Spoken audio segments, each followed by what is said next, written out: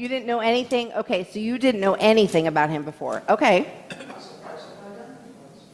Surprised at how young? Yeah, he is, well, I mean, he was younger than I am. I'm 40 something.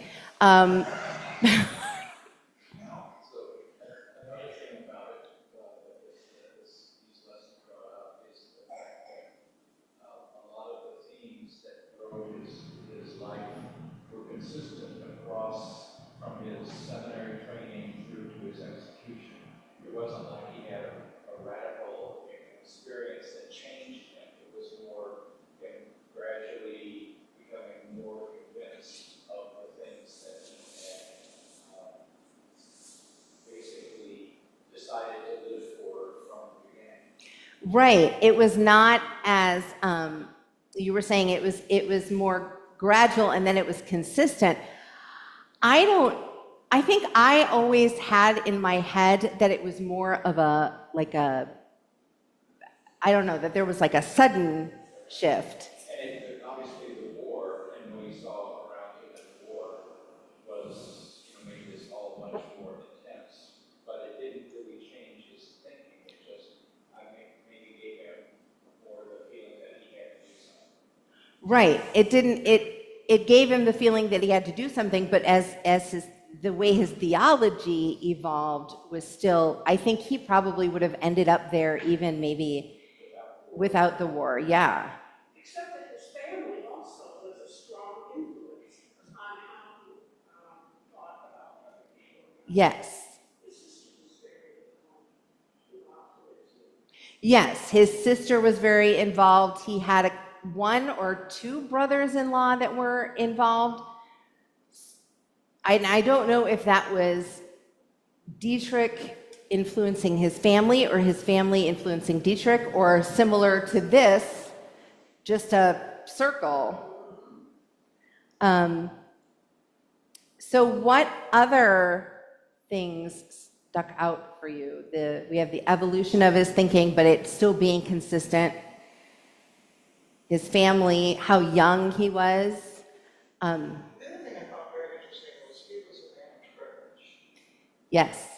But where did he find the impetus for his spirituality? Was at the Baptist church. And he was like, these people have little and they're so rich. Right. I think that was aha. Right. So as a person coming from a background of privilege, he still learned something, particularly from this Baptist church in Harlem, yes, about coming from below. Yes, they say that often. Coming from below. Yes. Well, and then we did some handouts and had some conversation about kind of we started with what were his 10 sort of like aha moments. And then Tom talked about his theology and how it became really about the neighbor and what that looked like. Last week we talked about how he then went into sort of this idea of justice. And for those of you who were here last week, we did that, if you remember that handout where we sort of came up with definitions of justice and that. And so the view from below is what we were talking about, what he learned from the church in Harlem, that viewing the world instead of from his place of privilege, from how people who are outside of that space would live, and seeing it from there. And then this idea of then community, Christ existing as community. And then doing on behalf of your neighbor. And then his grace, which I always think of really tied in with Martin Luther's concept of we are freed from sin but bound to our neighbor. That the reason that we're freed from sin is so that we're not caring for our neighbor to get to heaven, we're caring for our neighbor because that is how we respond to God's extravagant love. So now you see the evolution in the timeline, from when he's getting his PhD, when he's in graduate school, through the beginning years and then into the war. His brother's death was a huge factor. That was in 1918. His brother went to fight in the Great War and did not last, I think, even a week in the fighting, which is unfortunate. And so that really took a toll on him. And he started asking these big questions. And one of the big questions is, who is Jesus for us today? And so this lesson is called Taking a Stand. Is this a Bonhoeffer moment? But that's the wrong question. The question is, who is Jesus for us today? And so we'll just go through the timeline. This is where he met some of his very lifelong friends at Union Seminary. His assumptions about race, nationalism, and pacifism were challenged by his new friends and experiences. Then you have the rise of Hitler. He questioned not just the wisdom of going along, but the church that went along with Hitler.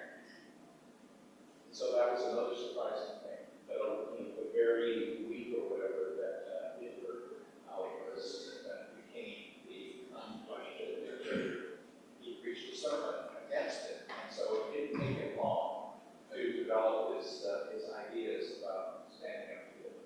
Right, thank you. Yes, so he understood pretty quickly that I think he could see sort of what was going to happen, and decided pretty quickly that the church should not be aligned.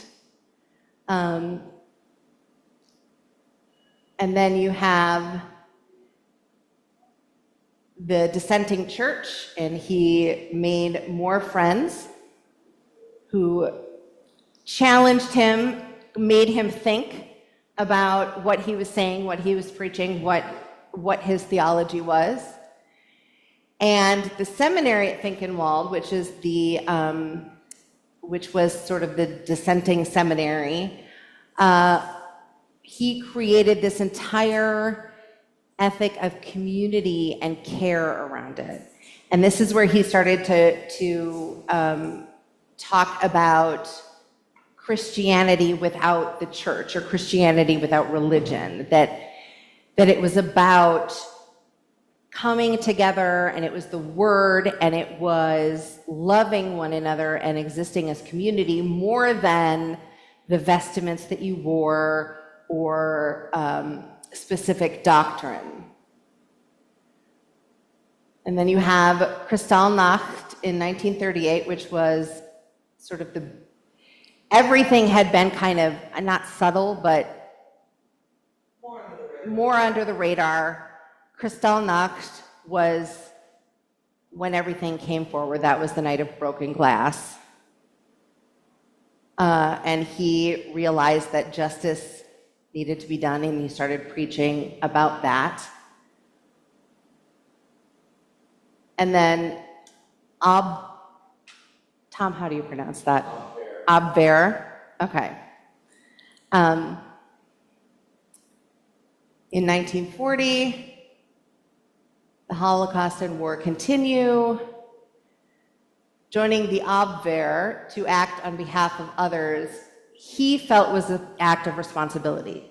So he felt, and again, looking at how his theology evolved, to him, it wasn't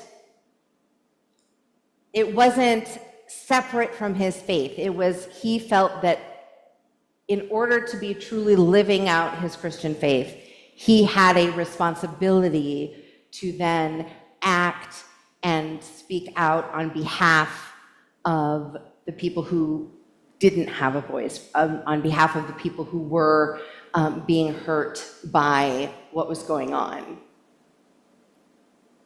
And that's when he was imprisoned at Tegel in 1943, where he comforted the other prisoners. Eric read this really great poem last time called Who Am I?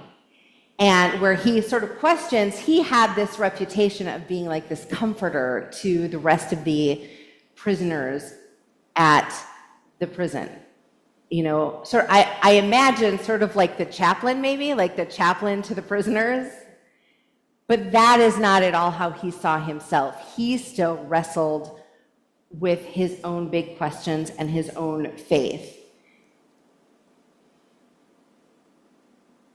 And then coming to his understanding of justice. And we talked last week about the different kinds of justice, which I am trying to find in my notes. And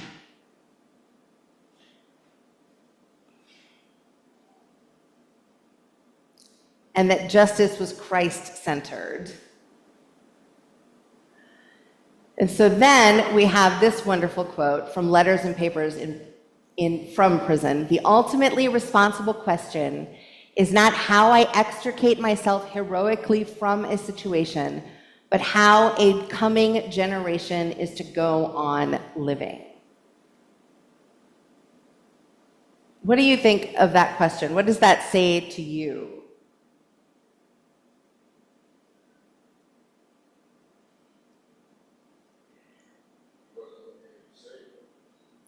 He wasn't looking to be saved. Right.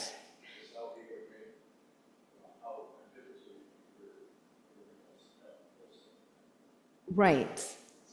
He was brilliant, and he was an academic too. He had written these amazing dissertations at a young age. But when theologians were sort of removing and like looking from a distance and sort of pontificating, that was not where his theology led him. So his theology didn't lead him to sort of step back at a distance, but his theology led him instead to go straight into the middle of the fire, basically. And to ask himself, how do we live out our faith? How do we work for our neighbor in a way that allows people to get through what is happening right now? So why read Bonhoeffer now?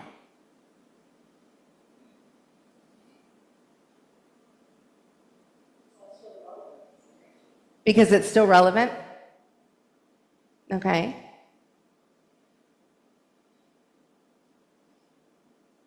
There was a time, I think, we had to read Bonhoeffer in seminary, for my seminary at least, talking about Christian ethics. That was one area that we read Bonhoeffer. We had to read Life Together, talking about community. And, we talked a little bit in our first session too. We have a tendency to canonize him, to make him this sort of larger than life figure, whether it's in the church where there are stained glass windows in Germany that have his image in them, and there are statues of him, whether it's in movies like the one that recently came out that sort of makes him seem like a cross between James Bond and, any other action hero. But And in seminary, I think I got the sense when we were learning about him and reading these things that he was this larger than life, super brilliant guy who did this amazing thing. But the truth is, he would deny that. I think he would be like, no. Because his theology and his faith in Jesus continually led him to the ordinary, to the ways that Christ is present in the ordinary, in the ways that Christ is present in the underdog, in the ways that Christ is present in the world. And that is where we as people of faith need to be, in the world. Yep. And I think going on that point, I think that if he were alive today, he would probably be troubled by the kind of mythological status that has been given to him because of the ordinariness. He still saw himself as an ordinary Christian. And he was aware of all the other ordinary Christians who were doing heroic things under the radar in support of Christ's mission in the world, even in Nazi Germany. And so for him to be singled out and say, above all others, he deserves credit, it's not quite fair. But I like to think of it as he was a representative of what we might call the good German Christians. There we go. Who did not just go along with what Hitler was trying to do. Right, thank you. Yeah, I think exactly right. He would not be down with the way that we've lifted him up. Right. Right. He stood where he always was. Like his faith had led him to that point before and at the beginning. And he just sort of stayed in that space, and circumstances happen. And I like what you said, Tom, about him being representative of all of the German Christians who were just doing ordinary things. I think of the 10 Boom sisters, who were Danish, I think. Dutch. And they hid people, and they did it because they just sort of said, well, that's what I'm supposed to do. So why read Bonhoeffer now? Somebody said it because it feels relevant. I think the important question, like I said, that Bonhoeffer always talked about, and he sent it in a letter to his friend Eberhard Bethge.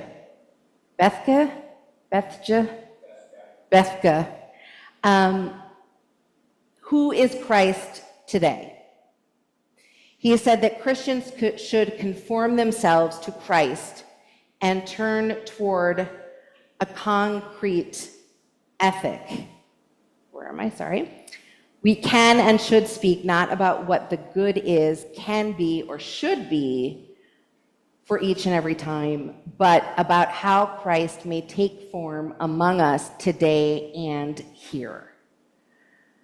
And so he continually, even though he was writing in the 1940s, that idea of continually engaging the community and continuing to engage love for the neighbor, and continually engaging how do we know who Jesus is for today means that he's sort of timeless, right? He's not stuck.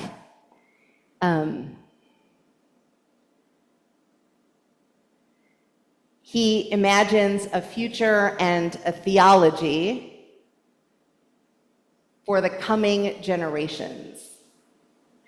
So this is his idea of the religionless Christianity. And we had quite a bit of discussion about that. What is the place of ritual? What is the place of some of the trappings of our religion versus this idea of a religionless Christianity? Has anyone done any more thinking about that? Have any evolving views about a religionless Christianity?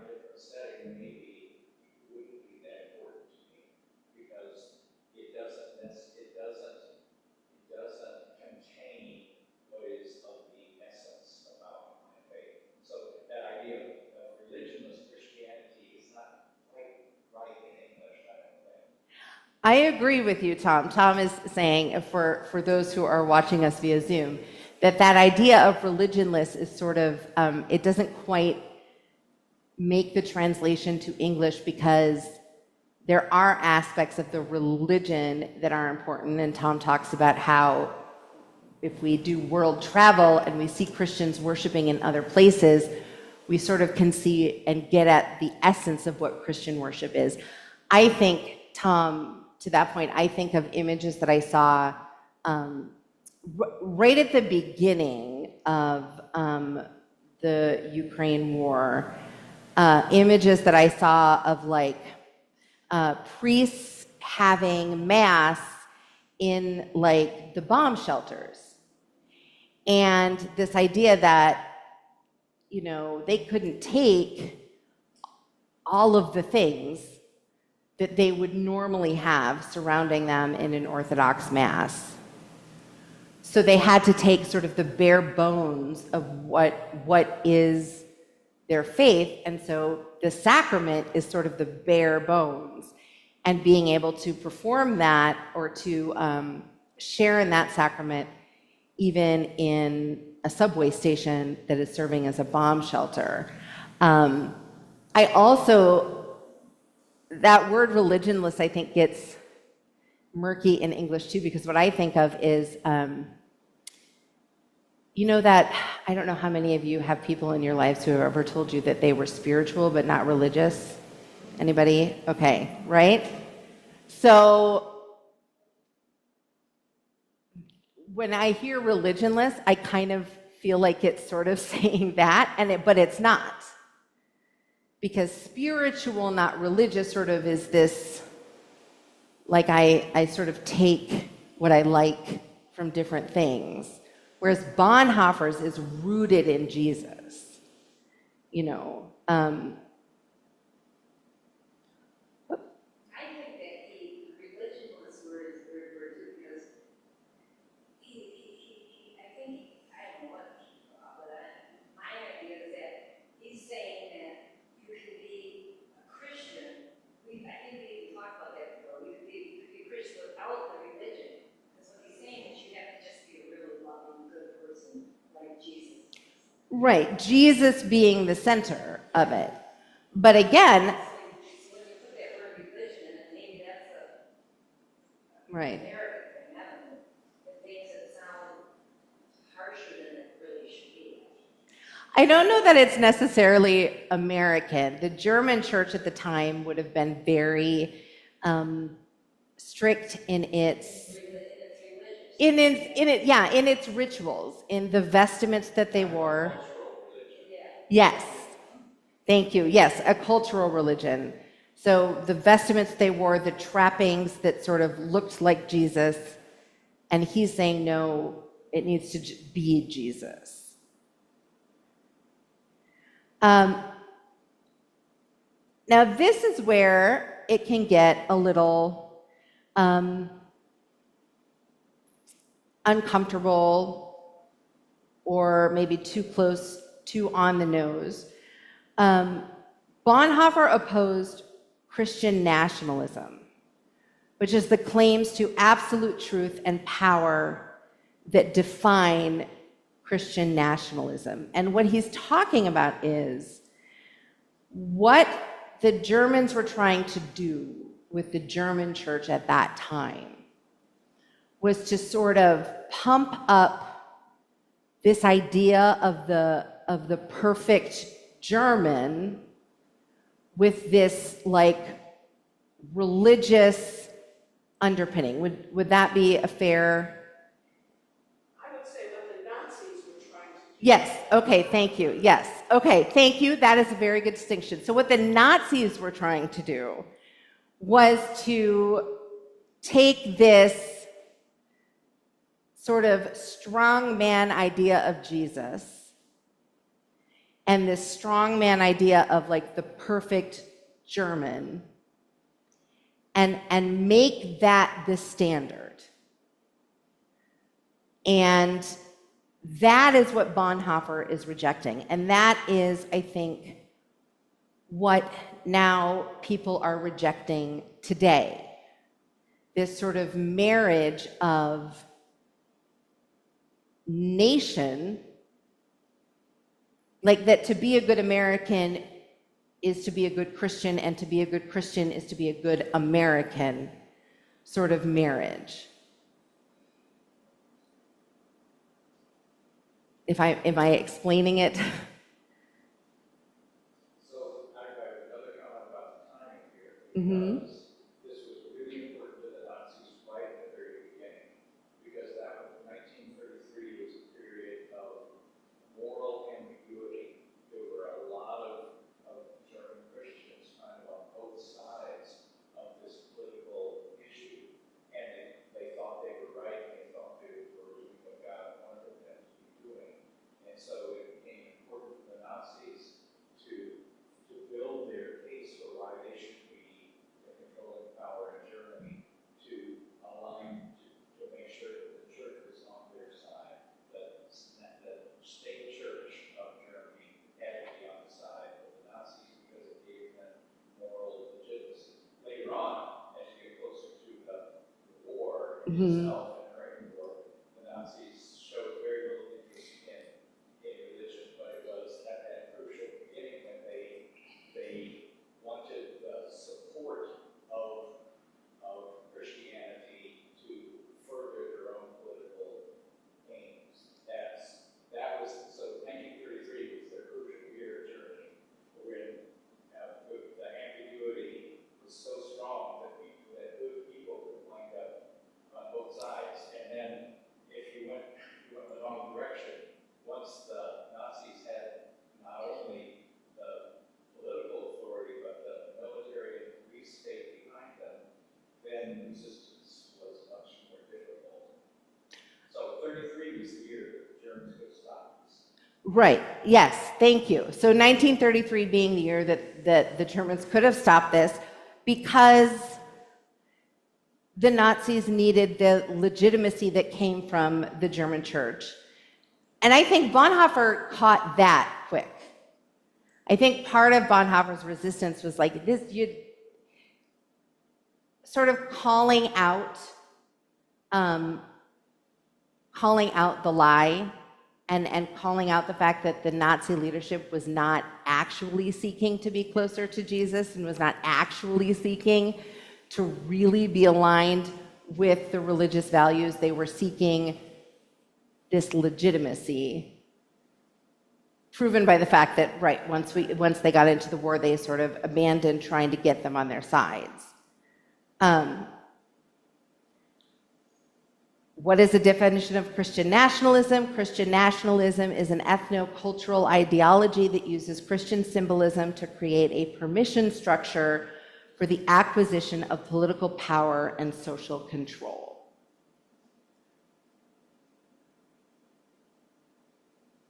Our presiding bishop, Elizabeth Eaton, defined it as identifies a human-made government with God's will and seeks privilege specifically for Christians, and many times only white Christians. And that is in 2022, that was part of the statement on Christian nationalism.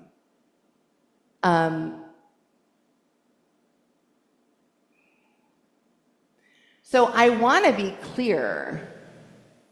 These particular definitions of Christian nationalism and the definitions in 1933 of Christian nationalism are neither Christian nor patriotic. It's a weird melding of both that is a distortion. Distorting both the Christian faith and America's constitutional democracy. Christian nationalism demands Christianity be privileged by the state and implies that to be a good American, one must be Christian. It often overlaps with and provides cover for white supremacy and racial subjugation.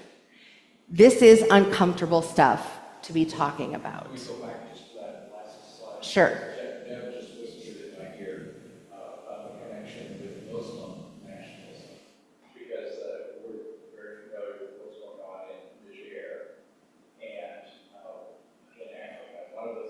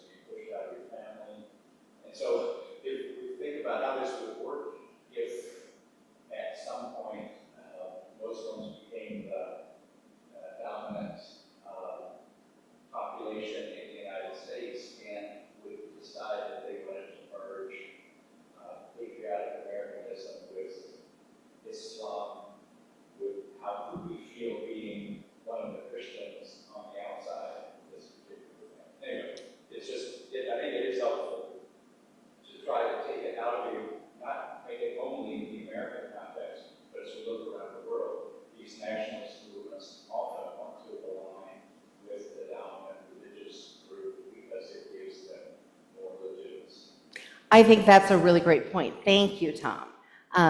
So again, for those who are on Zoom, Tom was talking about the similarities between this and, for example, Muslim nationalism in other parts of the world. And I think that's a really great point, because any religion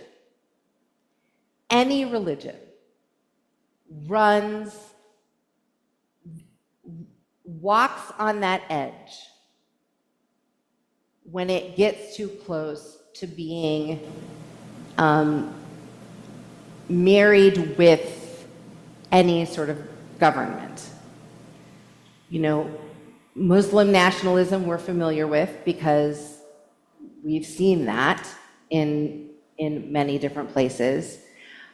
There's Hindu nationalism is something that is very prominent in India, and there are clashes between Hindu nationalists and Muslim nationalists in India. So I think realizing that, because I think this can be difficult to talk about, because when we identify as Christian and we hear something like this, our immediate thought is to be like, well, not all fill in the blank, right? Not all Christians, not all white people, not all, and we get defensive. But if we step back and see that because we're human, any religion runs the risk of turning into this kind of a thing, then the question becomes, okay, if I am proud of my country and I'm a Christian, how do I exist and be both those things in a way that is healthy and life-giving and works on behalf of all people? Because remember, Dietrich Bonhoeffer he loved Germany.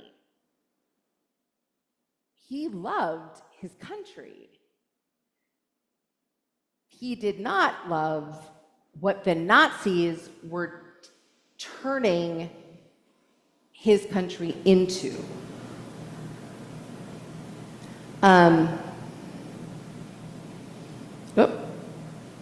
Sorry. So if we take the word Christian out and just think of like religious nationalism, whatever the dominant religion is, these are some of the tenets that you get. The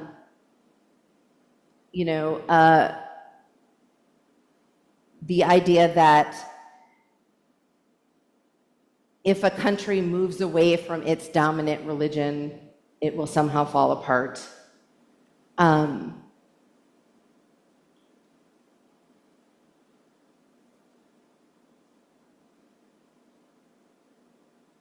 So this is a Public Religion Research Institute graph.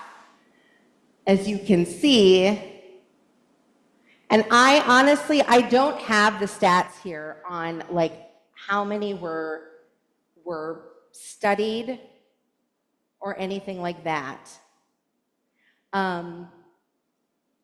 So I can't tell you like of the this many thousands of people, this many answered such and so.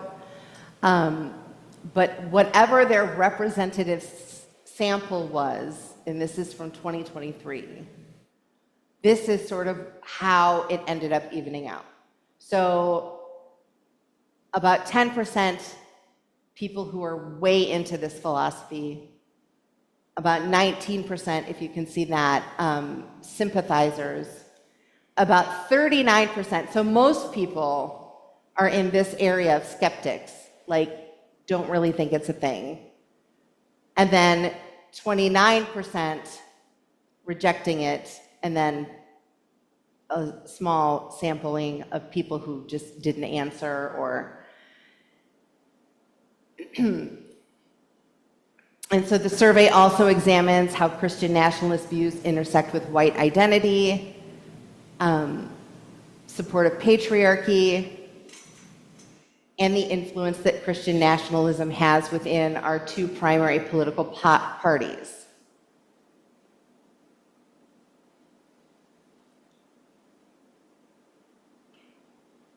So again, presiding Bishop Elizabeth Eaton in 2022.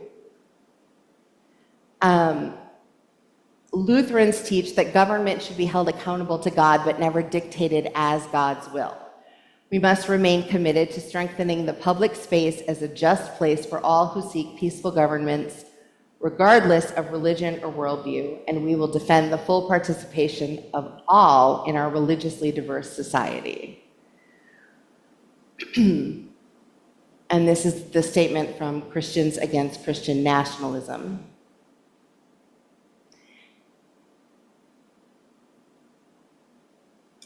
And this is a statement from Dr. Tisby.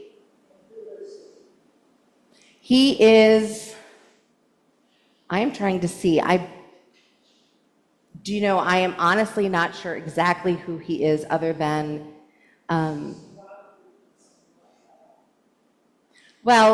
these are so Lori Brent Hale is the one quoting him, and Lori Brent Hale is the one who wrote the curriculum for this. Lori Brent Hale is the head of the Bonhoeffer Society in America, and she is a professor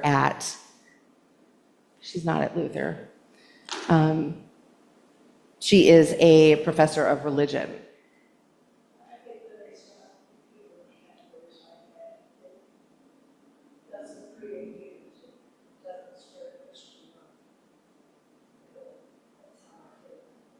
Okay, so it's the naming of different categories. Okay. Right.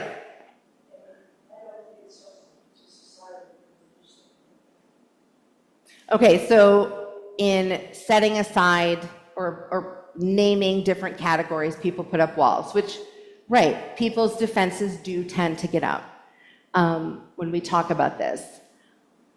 On the other hand, there is something to be said about some of the ideas that are very different than, what all of you grew up learning and believing in the Christian church, right? Which is to do unto others, which is, the parable of the Good Samaritan and things like that, which some of the things that are, and I'm talking about these loud actions that are writ large, seem to be opposed to things like the Sermon on the Mount or the conversation in Matthew 25 where Jesus talks about loving our neighbor. And you're right, I think making divisive categories is not good. But how do we respond when maybe the name of Jesus is being put to something that is something different or opposite of what Jesus seems to be saying in the Gospels? And that's the question, that's the wrestling, without putting it into categories, because I agree, Sharon, that once we start making boxes, all conversation and dialogue breaks down. Yep. Looked up a little bit about Tisby and just find on the web that he's a renowned writer, speaker, professor who's dedicated his life to becoming a lifelong leader in the movement of racial justice. Okay. He's committed to educating people about the history of racism in America and empowering them to take action to bring about change.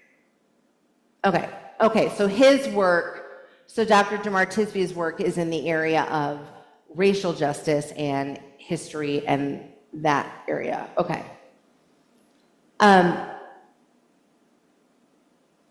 Bonhoeffer said in 1944 in a letter, "Our church has been fighting during these years only for its self-preservation, as if that were an end in itself. It has become incapable of bringing the word of reconciliation and redemption to humankind and to the world." So Bonhoeffer was saying the church had gotten away from Jesus is for you. Jesus took our sin into himself. Jesus reconciles us to God, and had been so focused on, are we gonna survive? Are we gonna grow? Are we not gonna grow?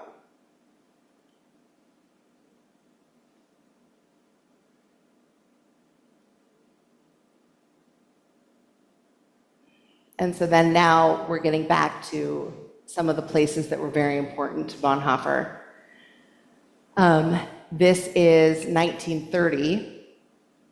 I stand before you not only as a Christian, but also a German who loves his home, the best of all, who rejoices with his people and who suffers when he sees his people suffering, who confesses gratefully that he received from his people all that he has and is. You have brothers and sisters in our people and in every people. Do not forget that. Come what may, let us never more forget what our Christian people, that our Christian people is the people of God.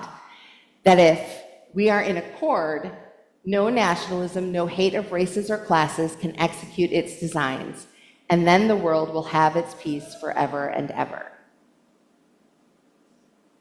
Do you think that we can get to a place, that last sentence? No? No? Okay. Not as long as we're human.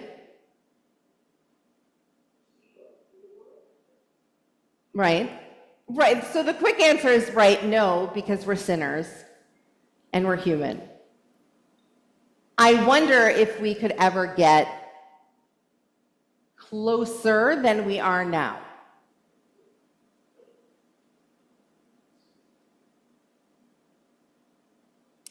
And then this is one of his friends from Union, Jean Lasserre. Nothing in the scriptures gives the Christian authority to tear apart the body of Christ for the state or anything else. One cannot be Christian and nationalist. Right, so what he's speaking about, again, nationalist is way different than patriotic. Patriotism is, I love my country because we have all of these amazing opportunities and we are a free country and I think it's the best place to live. Nationalism is, my country is the only country that matters. And if anybody says otherwise, then that person is wrong. So there's a difference. They're not just wrong, they're not the enemy. Right. Nationalism tends to be in absolutes, where, again, drawing those lines and putting into categories. And if we can move away from categories into what are we as Christians meant to do? We're meant to love our neighbor. And we're meant to work in community and to love our neighbor and to preach the good news that Jesus was crucified for our sins and was raised from the dead.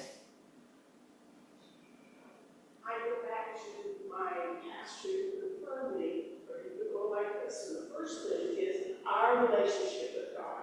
Right? And then Our relationship with one another. Okay, right. And I really love, I saw you doing that earlier and I was like, what is she doing? Right, the sign of the cross. So your relationship with God, and then your relationship with God informs our relationship with one another. So if you look at, for example, the way the Ten Commandments are set up, the first section of commandments are about our relationship with God. Thou shalt have no other gods before me. Thou shalt honor the Sabbath and keep it holy. And then the rest of them are about our relationship with each other. Meaning, if this is in a good state, then this should also be in a good state. So again, this is not the right question. The question that we will end on is, who is Christ for us today?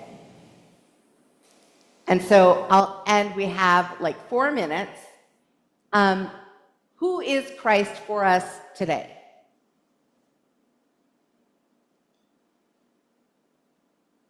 Anyone want to take a stab?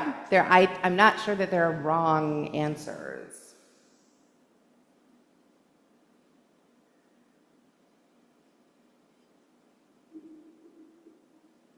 I think that Christ is today the same as he's always been, right? Right?